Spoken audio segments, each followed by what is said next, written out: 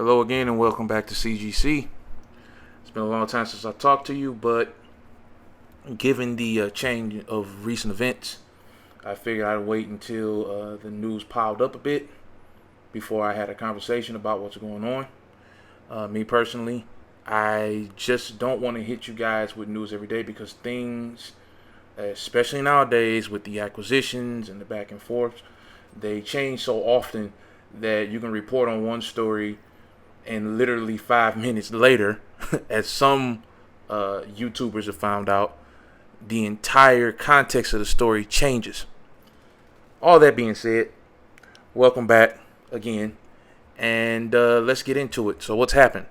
Microsoft is due to finish the week out in court, I believe in San Francisco, battling against the FTC for the right to complete the purchase of Activision Blizzard King by the July, I believe, 18th deadline.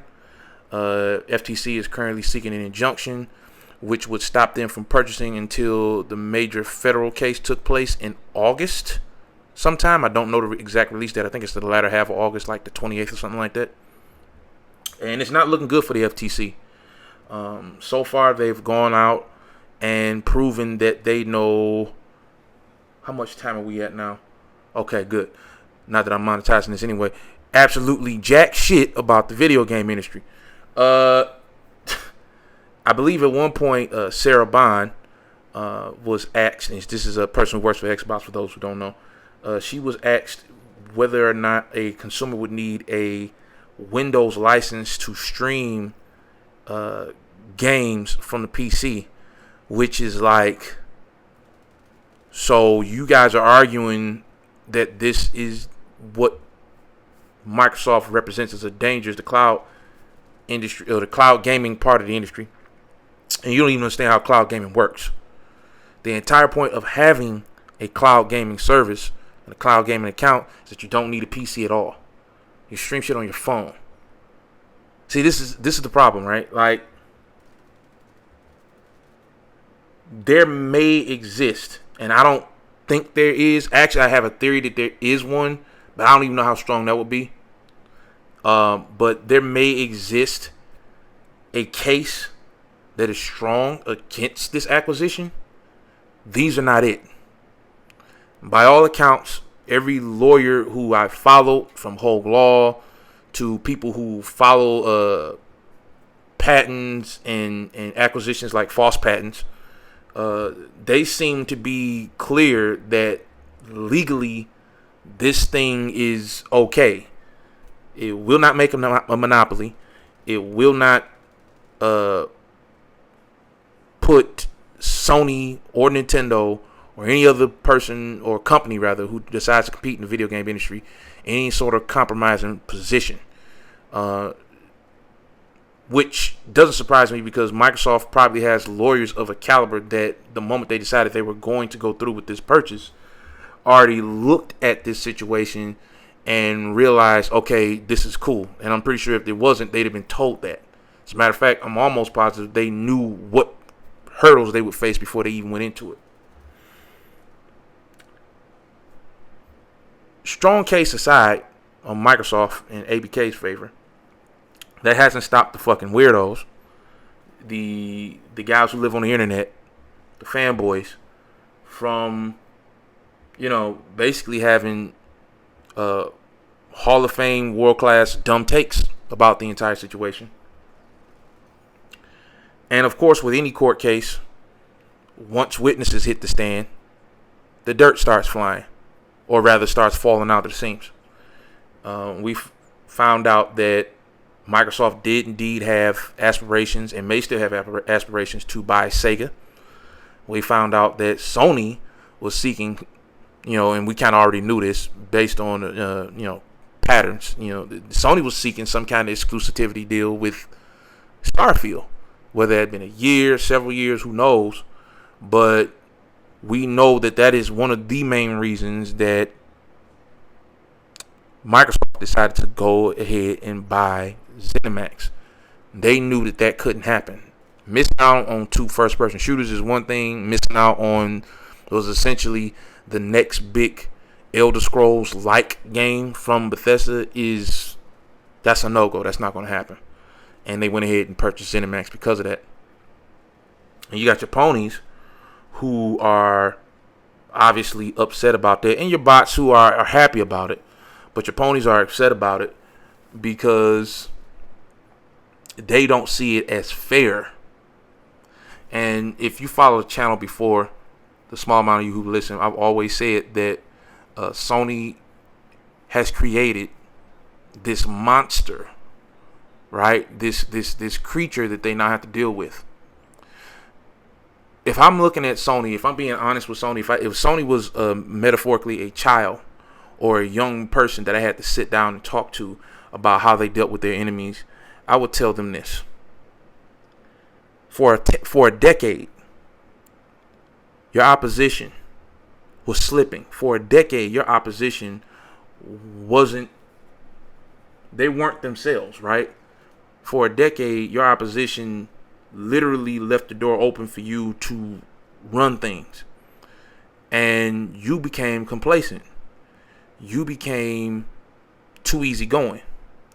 You wanted to kill them, but you used rubber bullets. I am of the personal belief that if Sony truly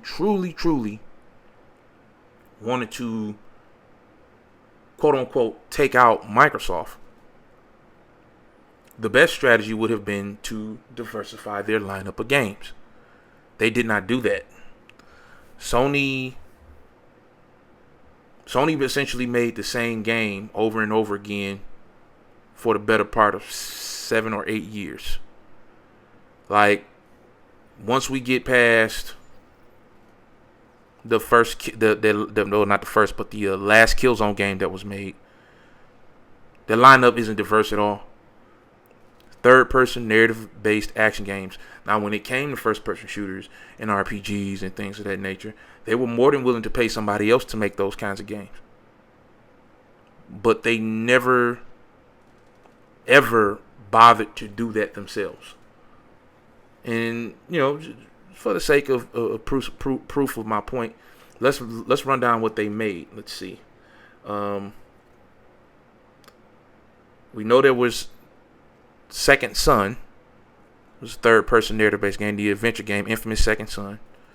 We got Killzone, which was a first-person shooter, so we won't necessarily count that.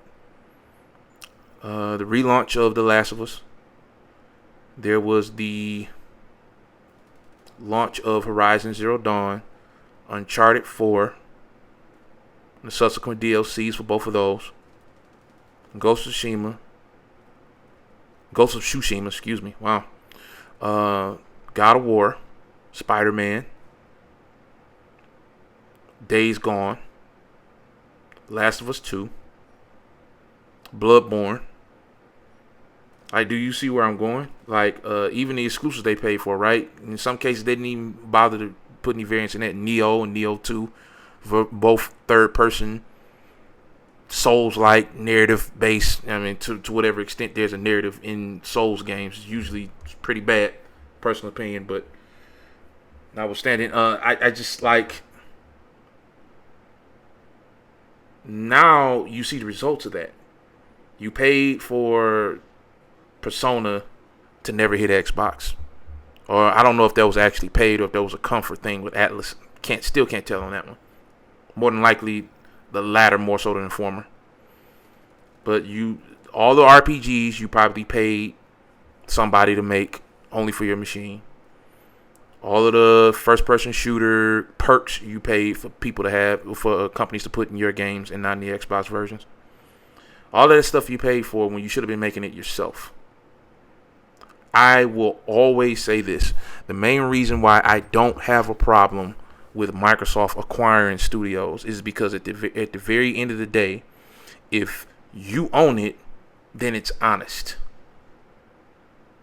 If Microsoft owns Bethesda, then Bethesda coming out and saying, yeah, this game ain't coming out for shit but Xbox and PC is fair. Because Microsoft owns it. But if you don't own it and you're telling me, well, it's only coming out on your machine, what does that mean? What does it mean when a publisher puts 2 or 3 games on every machine, then all of a sudden out the blue, oh, well, this one game is only coming out on this machine? That doesn't make any sense. Absolutely stupid. And it's because somebody money had it. The only time you should be getting anything exclusive is if you own it. And even then, you should probably be putting it on PC. Not because I think PC deserves everything, but it's just like, it's easy money. That money prints itself. You know, any game, especially you hear these company CEOs and CFOs talk about how the cost of games is going up and how a game not performing well can kill it and the development team, stuff like that. Well, put the damn game on PC. Maximize your profit potential. You know, at the very least, you might, if the game's dog shit, you might be able to sucker a couple 100,000 motherfuckers into buying it on PC. You know what I'm saying? Or on, you know what I'm saying, between whatever console and PC, you might be able might be able to suck a couple 100,000 people into buying it if it's dog shit. You know what I'm saying? I'm looking at Redfall. You know what I'm saying? Like, it's very much more of a feasible strategy to put your games in as many places as you possibly can. Now, not putting it on a competition's machine makes sense, but putting it on fucking PC, it's a neutral platform. Why not? Why would you make it exclusive to one console? And, you know, there's a point that's been brought up that I found very interesting.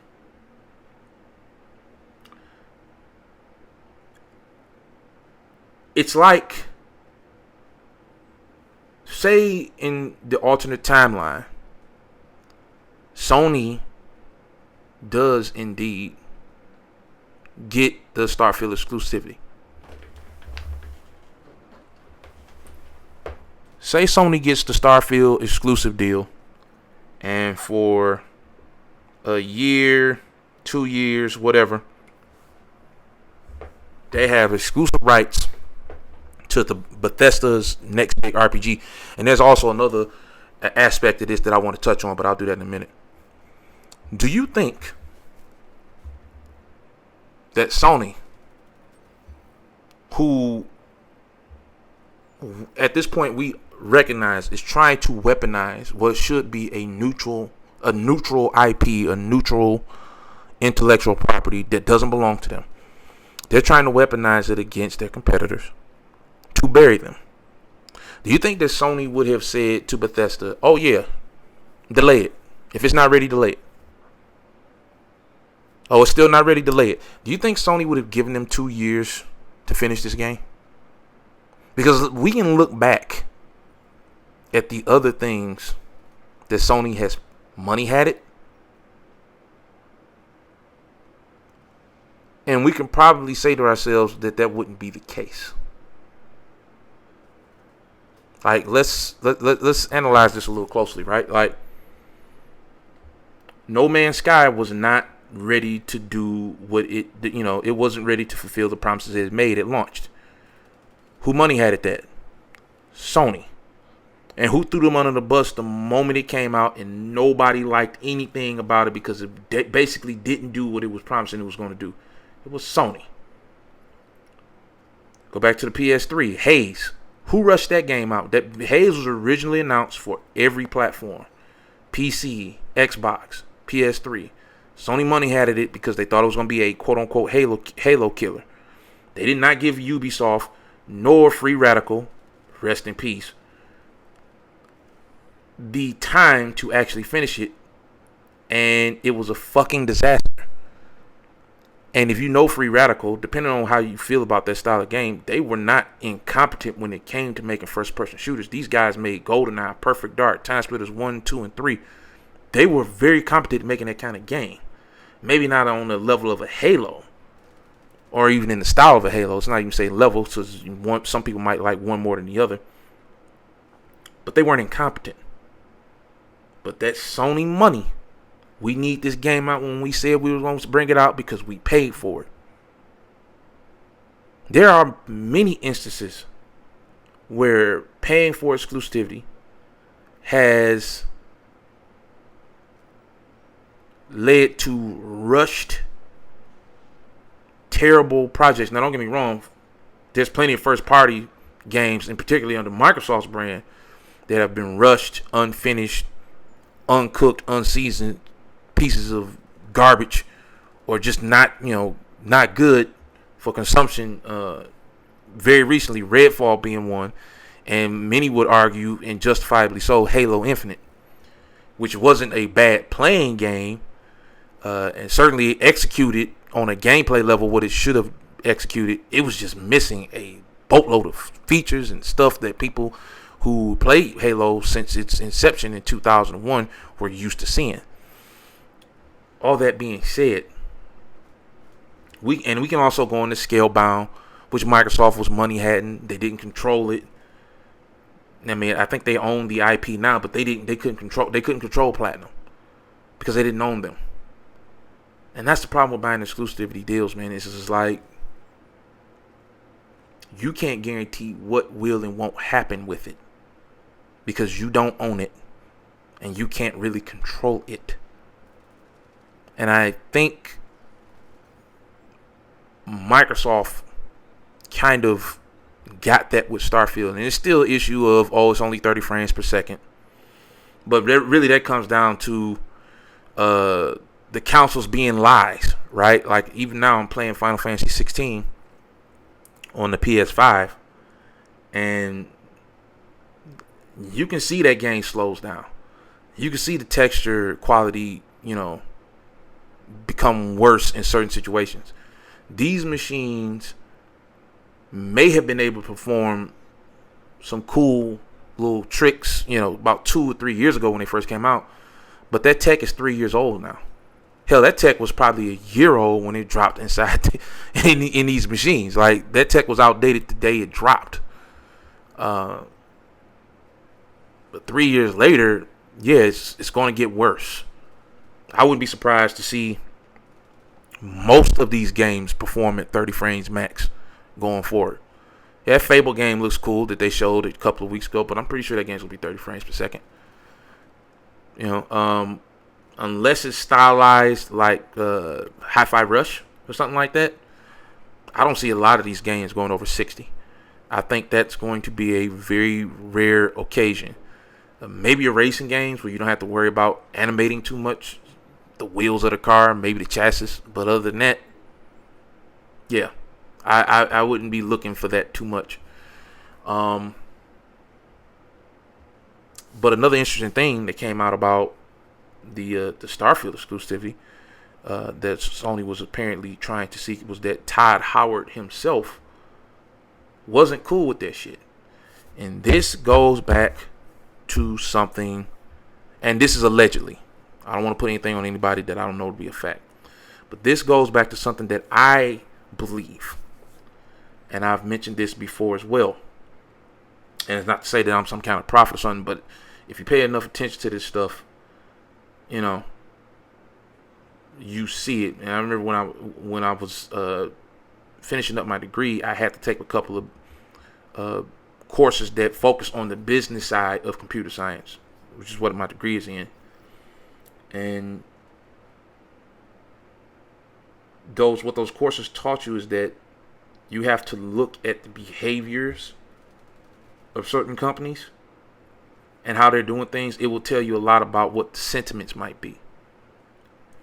I have said before that I do not think that a lot of these companies like dealing with Sony.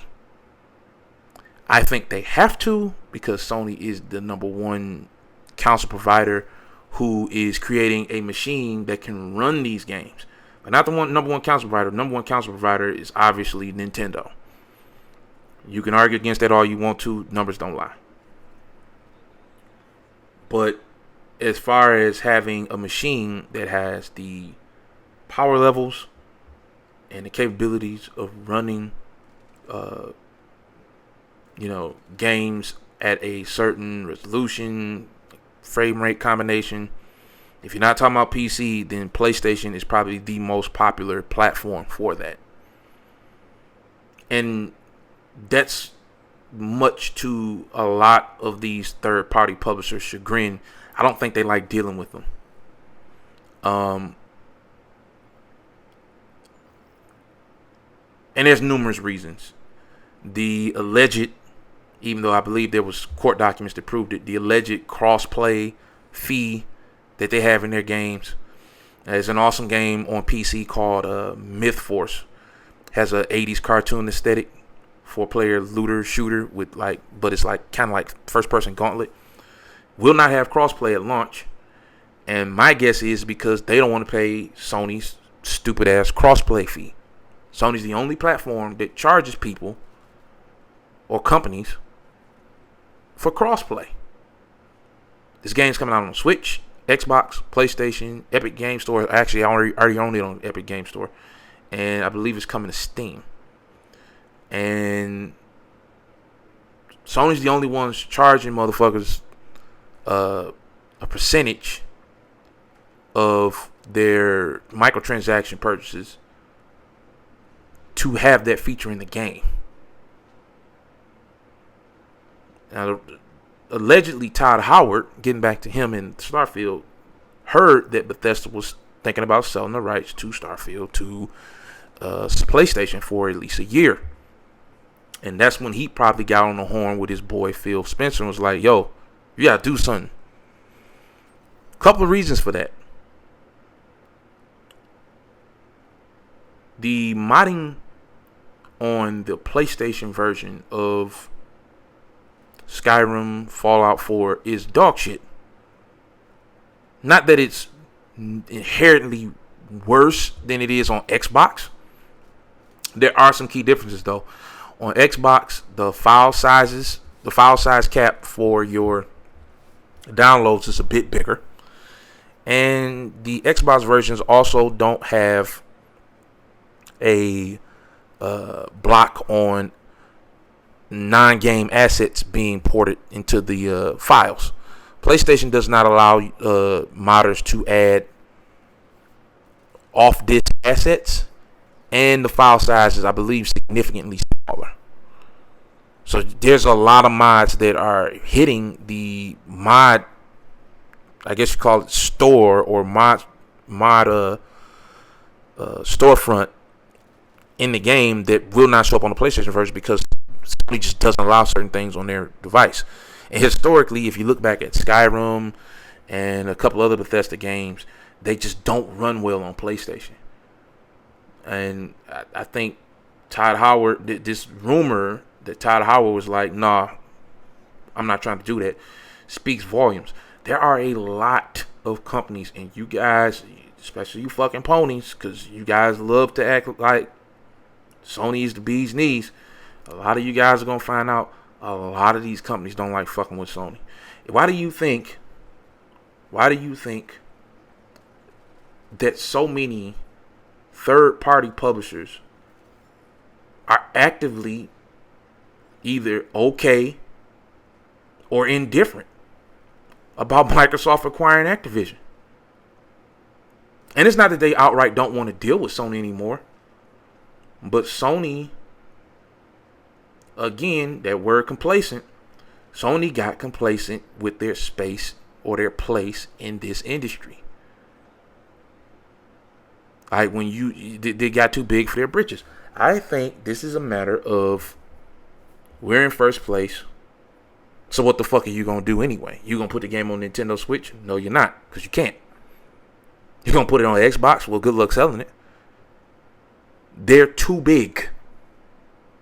And when Microsoft gets too big, the Xbox brand gets too big, I'm more than willing to call them. As a matter of fact, I thought they got too big toward the end of the Xbox 360 era, and they need to be slowed down a bit, right? And they kind of did it to themselves. But Sony's gotten too big. Sony is pushing the issue on things like paying for crossplay. Sony is pushing the issue on things like revenue shares. Apparently, there was I guess kind of a plan laid out where they increased the revenue share of Call of Duty sales on PlayStation, which forced Activision pretty much go to Xbox and say, yeah, well, we need more of a cut because we're getting a bigger cut over here, or we're not going to put it on there. They're forcing Microsoft's hand. right? Microsoft is being forced about it because now, if this was 7 years ago, you'd price Xbox out of the game. They'd have been gone.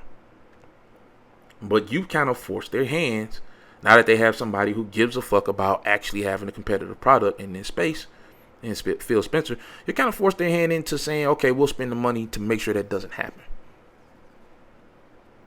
And we're heading into what is the last few days of this court case starting tomorrow.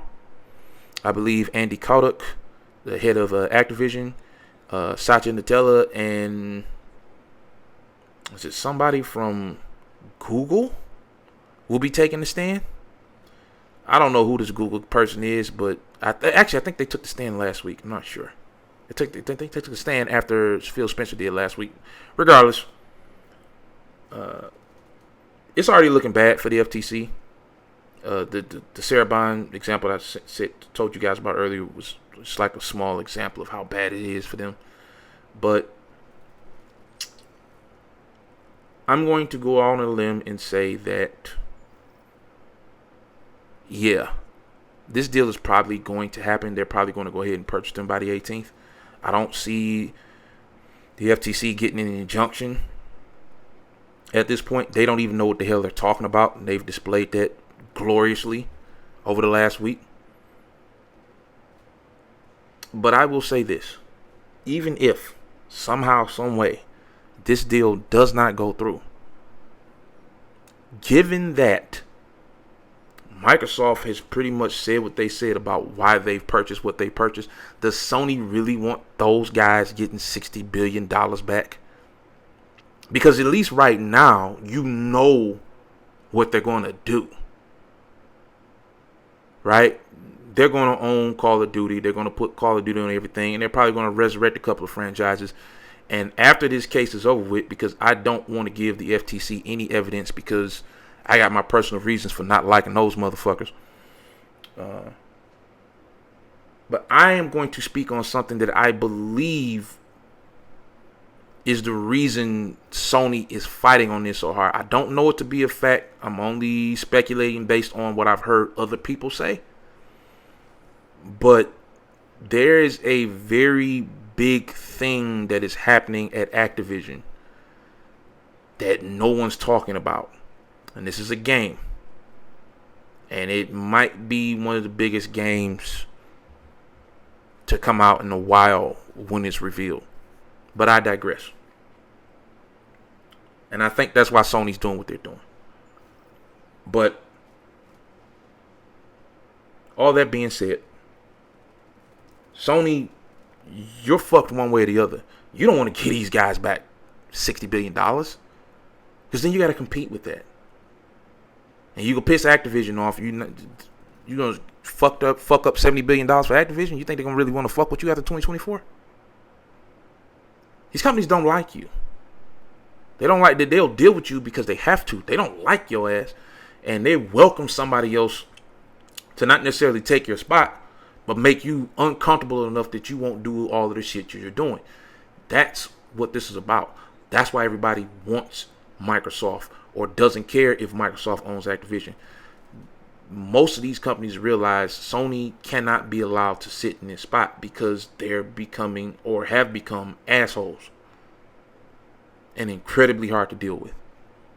So that's my take on it, guys. Again, Friday I will be probably working on that video to tell you about the project that I think changed Dance Move Jim Ryan's opinion about Activision being purchased by Xbox. Because, in the email he said he was okay with it, but the last year and some change he's been bitching and whining like a little 5-year-old girl about it. I think he found out about a project that was mentioned offhand one time but hasn't really been brought up again. We'll talk about that soon enough. Till then, catch you later.